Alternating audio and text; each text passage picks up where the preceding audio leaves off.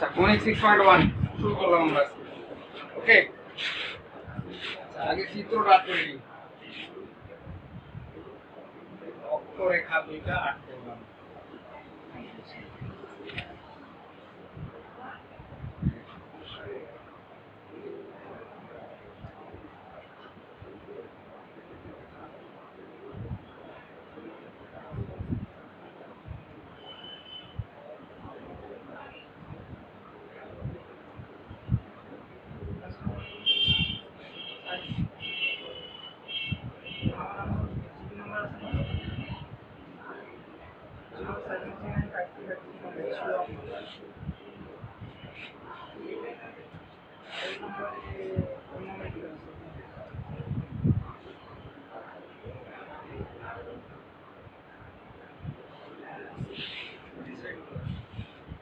আচ্ছা আমরা দেখতেছিলাম যে আমি একটা চিত্র আঁক করছি এখানে। এই চিত্রটা এটা পরাবৃত্তের। এটা কিসের চিত্র?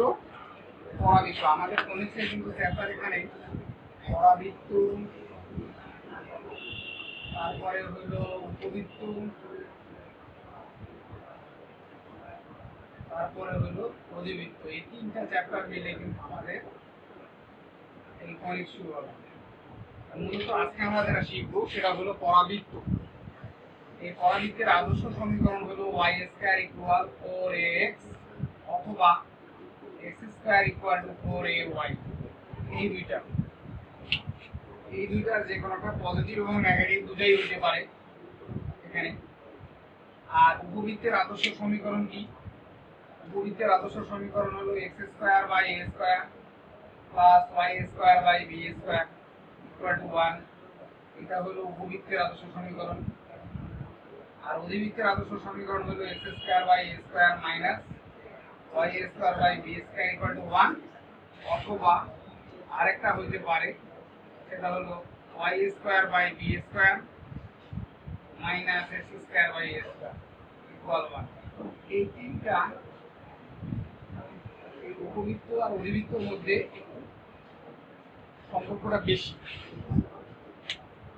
এই যে উপবৃত্তের সমীকরণ হলো মাঝখানে প্লাস হবে, আর অধিবৃত্তের সময় মাঝখানে কি হবে? মাইনাস। কখনো এক্সটা আগে আর কখনো ওয়াইটা আগে হতে পারে। এখন আমার কথা হলো যে আমরা আজকে শিখবো যেটা, সেটা হলো পরাবৃত্ত। এটা কি? পরাবৃত্ত। পরাবৃত্ত কাকে বলে? পরাবৃত্ত কাকে বলে? একটা স্থির বিন্দু, দেখো এইখানে একটা স্থির বিন্দু হলো এস, একটা স্থির বিন্দু এবং একটা চলমান বিন্দুর মধ্যবর্তী দূরত্ব। একটা স্থির বিন্দু আর একটা চলমান বিন্দু, এই কি এক্স ওয়াই কে কিন্তু চলমান বিন্দু বলা হচ্ছে। কি বলা হচ্ছে? চলমান বিন্দু। একটা স্থির বিন্দু এবং একটা চলমান বিন্দুর মধ্যবর্তী দূরত্ব, আবার চলমান বিন্দু হইতে একটা সরলরেখার মধ্যবর্তী দূরত্বের অনুপাত ধ্রুব সংখ্যা হলে ওই চলমান বিন্দু দ্বারা যে সঞ্চারপথের সৃষ্টি হয় তাকে আমরা পরাবৃত্ত বলি। কি বললাম? যে একটা স্থির বিন্দু এবং একটা কি চলমান বিন্দুর মধ্যবর্তী দূরত্ব, এবং চলমান বিন্দু থেকে একটা সরলরেখার মধ্যবর্তী দূরত্বের অনুপাত যদি একটা ধ্রুব সংখ্যা হয়, তাহলে এই সঞ্চারপথটাকে বলা হবে পরাবৃত্ত। যার আদর্শ সমীকরণ হলো y স্কয়ার ইকুয়াল 4ax অথবা x square equal two 4ay। এই পরাবৃত্তটা কোন অক্ষের উপর আছে? x অক্ষের উপর আছে। পরাবৃত্তটা যদি এই যেটা, এই সঞ্চারপথটা কিন্তু মূলত x অক্ষের উপর আছে বিধায় এর সমীকরণটা হচ্ছে 4ax। যদি এই চিত্রটা উল্টা হইতো, মনে করো এরকম, যদি এই পাশে হইতো y অক্ষের উপর হইতো, তাহলে এর সমীকরণটা হইতো x স্কয়ার ইকুয়াল 4ay। এইটা চিত্রটা এই পাশে হইলে হবে x স্কয়ার ইকুয়াল 4ay, অর্থাৎ এখানে কি আছে? y আছে না? y এর কারণে কিন্তু এই সঞ্চারপথটা থাকবে y অক্ষের উপর। আর যদি x অক্ষের উপর থাকে তাহলে x square equal y square equal কি হবে? 4ax। এটা হলো এই যে সঞ্চারপথ, এই অর্ধবৃত্তাকার এই সঞ্চারপথটার সমীকরণ হলো y square equal two 4ax। এখন প্রশ্ন হলো এই স্থির বিন্দুটাকে কি বলা হয়? এই স্থির বিন্দুটাকে বলা হয় উপকেন্দ্র। স্থির বিন্দুকে কি বলা হয়? উপকেন্দ্র। এবং এই সরল রেখা যেটা, এই সরল রেখাটাকে বলা হয় নিয়ামক রেখা বা দ্বিকাক্ষ রেখা। কি বলা হয়? নিয়ামক রেখা। এটাকে বলা হয় নিয়ামক রেখা বা দ্বিকাক্ষ রেখা, নিয়ামক অথবা দ্বিকাক্ষ। কথা বুঝছো? এবং এই স্থিরবিন্দুটাকে বলা হয় উপকেন্দ্র। বলা হয় উপকেন্দ্র বলা হয়। আবার এই স্থিরবিন্দু থেকে চলমান বিন্দু যে দূরত্বটা, এই দূরত্বটাকে বলা হয় ফোকাস দূরত্ব বা উপকেন্দ্রিক দূরত্ব। উপকেন্দ্রিক দূরত্ব অথবা এটাকে বলা হয় ফোকাস দূরত্ব। কি বলে? ফোকাস দূরত্ব বা উপকেন্দ্রিক দূরত্ব বলে। কোনটা? এই স্থিরবিন্দু এবং এই চলমান বিন্দুর মধ্যবর্তী দূরত্বটাকে বলা হয় ফোকাস দূরত্ব বা উপকেন্দ্রিক দূরত্ব। এটাকে কি বলে? এই যে মূল বিন্দুতে যেটা আছে, মূল বিন্দুতে যেটা আছে এটাকে বলা হয় শীর্ষবিন্দু। কি বলে? শীর্ষবিন্দু। অর্থাৎ এই এ হলো শীর্ষবিন্দু।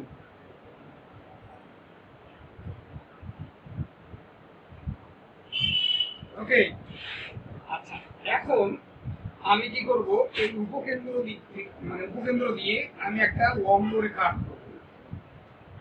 এই যে লম্ব রেখা, এটাকে দিলাম এল এবং এল ড্যাশ। কথা হলো এই এল এবং এল ড্যাশকে কি বলা হয়? এল এবং এল ড্যাশকে বলা হয়, কথা শুনো আগে, এল এবং এল ড্যাশকে বলা হয় উপকেন্দ্রিক লম্ব দূরত্ব। এটা ছিল কিন্তু উপকেন্দ্রিক দূরত্ব, শুধুমাত্র উপকেন্দ্রিক দূরত্ব।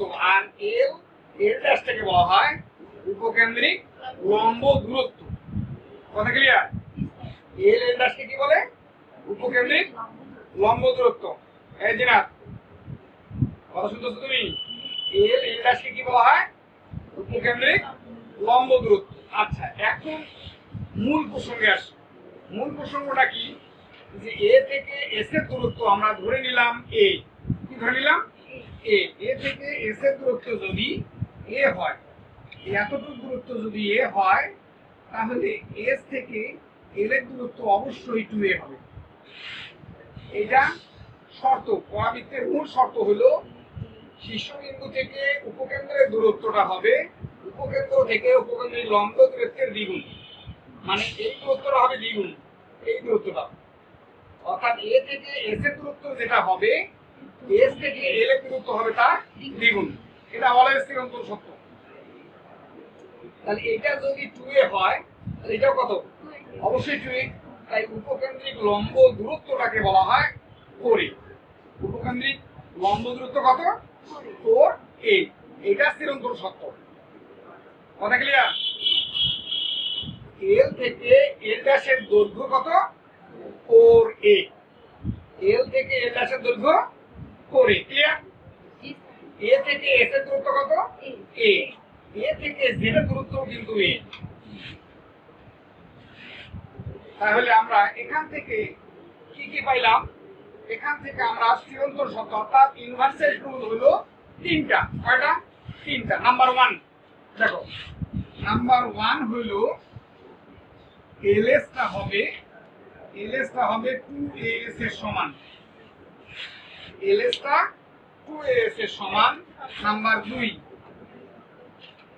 as সমান az, as সমান az। Number 3 sp equal pm। এই তিনটা জিনিস অলওয়েজ সত্য। যদি পরাবৃত্তের সমীকরণ হয় y স্কয়ার ইকুয়াল 4x, তাহলে অবশ্যই এই তিনটা ls সমান 2as অবশ্যই হবে। তারপরে a থেকে s এর দূরত্ব আর a থেকে z এর দূরত্ব সমান হবে, আর sp সমান pm হবে। s থেকে p দূরত্ব, p থেকে m এর দূরত্ব সমান। ক্লিয়ার? কয়টা চিরন্তন সত্য? 3টা। এই 3টা কিন্তু অবশ্যই মনে রাখতে হবে।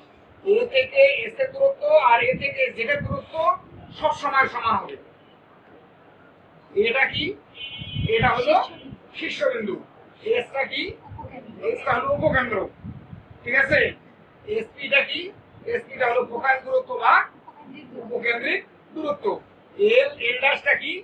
উপকেন্দ্রিক লম্ব দূরত্ব। আর mz টা কি? এমজেড হলো দ্বিকাক্ষ বা নিয়ামক রেখা। আচ্ছা, এখন এই পরাবৃত্তটা কোন অক্ষের উপর আছে? পরাবৃত্তটা আছে কিন্তু এক্স অক্ষের উপর, তাই এটাকে বলা হয় প্রধান অক্ষ। এটাকে কি অক্ষ বলে? প্রধান অক্ষ। পরাবৃত্তটা যে অক্ষের উপর থাকবে সেটাকে বলা হয় প্রধান অক্ষ। ক্লিয়ার? আচ্ছা, আমরা এখন মানে ফাইনালি যে সূত্রগুলো পাবো সেই সূত্রগুলো লিখবো।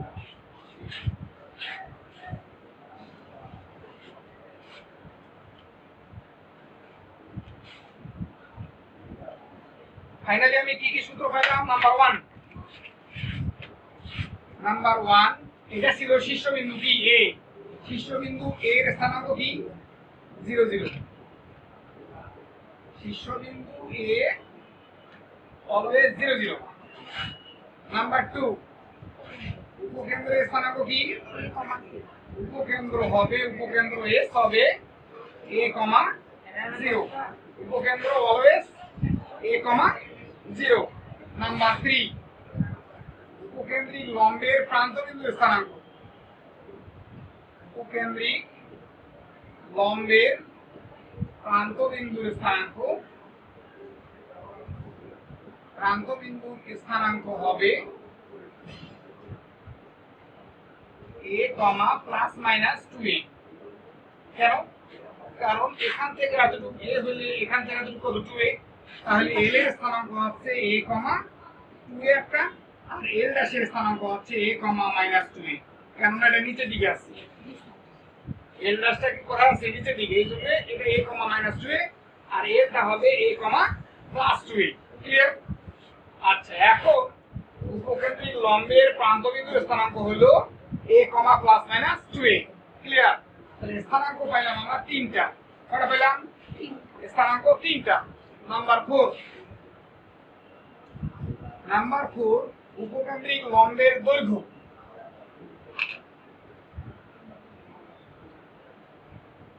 উপকেন্দ্রিক লম্বের দৈর্ঘ্য কত হবে? লম্বের দৈর্ঘ্য হবে মডুলাস 4 সব সময়, কারণ দৈর্ঘ্য কখনো ঋণাত্মক হয় না। বিধায় উপকেন্দ্রিক লম্বের দৈর্ঘ্যটা সব সময় মডুলাস কি হবে? 4। আচ্ছা, এটা গেল উপকেন্দ্রিক লম্বের দৈর্ঘ্য, এটা গেল তিনটা স্থানাঙ্ক। এবার আসলাম উপকেন্দ্রিক লম্বের সমীকরণ। এখন বলেন তো উপকেন্দ্রিক লম্বের সমীকরণটা কি হবে? উপকেন্দ্রিক লম্বটা কিন্তু y অক্ষের সমান্তরাল। খেয়াল করো, উপকেন্দ্রিক লম্বটা কোন অক্ষের সমান্তরাল? y অক্ষের সমান্তরাল। আমরা জানি y অক্ষের সমান্তরাল রেখার সমীকরণ x = a। এই জন্য উপকেন্দ্রিক লম্বের সমীকরণ হবে x = a। দেখো, উপকেন্দ্রিক লম্বের সমীকরণ,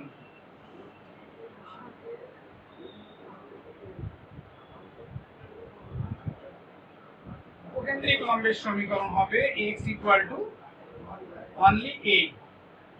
আচ্ছা, একটা জিনিস খেয়াল করবো, দ্বিকাক্ষ বা নিয়ামক রেখাটাও কিন্তু y অক্ষের সমান্তরাল। এই যে mz, এটা কি y অক্ষের সমান্তরাল না? y অক্ষের সমান্তরাল বা কোন পাশে আছে? বাম পাশে আছে। কোন পাশে আছে? বাম পাশে। এই জন্য উপকেন্দ্রিক লম্বের সমীকরণের বাম পাশে থাকার কারণে এটাও y অক্ষের যেহেতু সমান্তরাল, তাই এটা হবে x = -c। তাই দ্বিকাক্ষ বা নিয়ামকের সমীকরণ হবে x = -c। দেখো, নিয়ামকের সমীকরণ, নিয়ামকের সমীকরণ হবে x = -a। ক্লিয়ার? আচ্ছা, এখন লাস্ট আরেকটা সমীকরণ আছে, সেটা হলো এই অক্ষরেখা বা প্রধান অক্ষের সমীকরণ। অক্ষের সমীকরণ বা প্রধান অক্ষের সমীকরণ। অক্ষের সমীকরণটা কি? অক্ষের সমীকরণ হবে, যেহেতু এটা x অক্ষরেখা, আমরা জানি x অক্ষের সমীকরণ কি? y = 0। x অক্ষের সমীকরণ কি? y = 0। তাই অক্ষের সমীকরণ হবে y = 0। তাহলে দেখো, সমীকরণ কিন্তু আমাদের এখানে তিনটা, স্থানাঙ্ক পাইছি তিনটা, আর দৈর্ঘ্য পাইছি কয়টা? একটা। এই টোটাল 7টা সূত্র আমরা ব্যবহার করব অলওয়েজ। অর্থাৎ এখানে তিনটা স্থানাঙ্ক, তিনটা সমীকরণ, আর একটা হলো দৈর্ঘ্য। এই কথা ক্লিয়ার? এখন এই গ্রাফটা, এই চিত্রটা যদি আমরা খুব ভালোভাবে মাথায় রাখি, তাহলে কনিক্সে অর্থাৎ পরাবৃত্তের প্রথম চ্যাপ্টার যেটা আছে, এই চ্যাপ্টারটা কিন্তু আমাদের কোনো ব্যাপার মনে হবে না। আমি কিন্তু আবার রিভিউ করতেছি। দেখো, আমি যে চিত্রটা আঁক করছি, এই চিত্রটা, এই যে সঞ্চারপথটা, এই সঞ্চারপথটার সমীকরণ কি ছিল? সঞ্চারপথটার সমীকরণ ছিল y স্কয়ার ইকুয়াল 4ax, অর্থাৎ এই x থাকার কারণে পরাবৃত্তটা কোন অক্ষের উপর আছে? x অক্ষের উপর। তাহলে x অক্ষের উপর থাকার কারণে এইটা আমাদের এই যে সঞ্চারপথটা x অক্ষের উপর, ঠিক আছে? তাহলে আমাদের কি মূল সমীকরণ y স্কয়ার ইকুয়াল 4ax। এখান থেকে আমরা জানলাম যে এটা হলো শীর্ষবিন্দু, এটা হলো উপকেন্দ্র, এটা হলো উপকেন্দ্রিক লম্বের দৈর্ঘ্য, এই দুইটা l এবং l দাশ হলো উপকেন্দ্রিক লম্বের প্রান্ত বিন্দু, আর mz-টা হলো কি একাক্ষ বা নিয়ামক রেখা। কি কথা ক্লিয়ার? আচ্ছা, তাহলে এই চিত্র থেকে আমরা বুঝলাম যে তিনটা হলো চিরন্তন সত্য। কোন তিনটা চিরন্তন সত্য? এই তিনটা। l s হবে 2as। ls টা কি দেখো, l s, এই যে s টা, এটা কিন্তু s, এই যে এটা উপকেন্দ্রিক দূরত্বের, এটা কিন্তু অর্ধেক, এটা 2a। এখান থেকে এতটুকু 2a, আর এখান থেকে এতটুকু পাবো a। অর্থাৎ a থেকে s এর দূরত্ব a হইলে s থেকে l এর দূরত্ব হবে দ্বিগুণ, অর্থাৎ 2a। অর্থাৎ as টা হবে ls এর অর্ধেক সব সময়। তারপরে s থেকে p এর দূরত্ব, আমরা পরাবৃত্তের সংজ্ঞা থেকেই জানি যে একটা স্থির বিন্দু থেকে একটা চলমান বিন্দুর দূরত্ব এবং একটা চলমান বিন্দু থেকে একটা সরল রেখার মধ্যবর্তী দূরত্বের অনুপাত ধ্রুব সংখ্যা, অর্থাৎ 1। দূরত্বের অনুপাত কত হবে? 1। অর্থাৎ sp is to pm এর অনুপাতটা হবে 1। তার মানে কি sp বাই pm ইকুয়াল 1 হচ্ছে না? তাহলে sp বাই pm যদি 1 হয়, তাহলে sp ইকুয়াল টু কত? sp ইকুয়াল pm হচ্ছে। এই কারণে s থেকে p এর দূরত্ব আর p থেকে m এর দূরত্ব সব সময় সমান হবে। ক্লিয়ার? s থেকে p এর দূরত্ব আর p থেকে m এর দূরত্ব অলওয়েজ সমান। আরটা কি বলছিলাম যে as আর az এর দূরত্ব সমান, অর্থাৎ শীর্ষবিন্দু থেকে উপকেন্দ্রের দূরত্ব এবং শীর্ষবিন্দু থেকে নিয়ামকের দূরত্ব সব সময় সমান। মাথা থাকবে? তাহলে পুরো গ্রাফটা আমরা মোটামুটি ভাবে এখন মাথায় নিছি তো, নাকি নেই? স্যার একটু আপনার পিজে ভিডিওটা আছে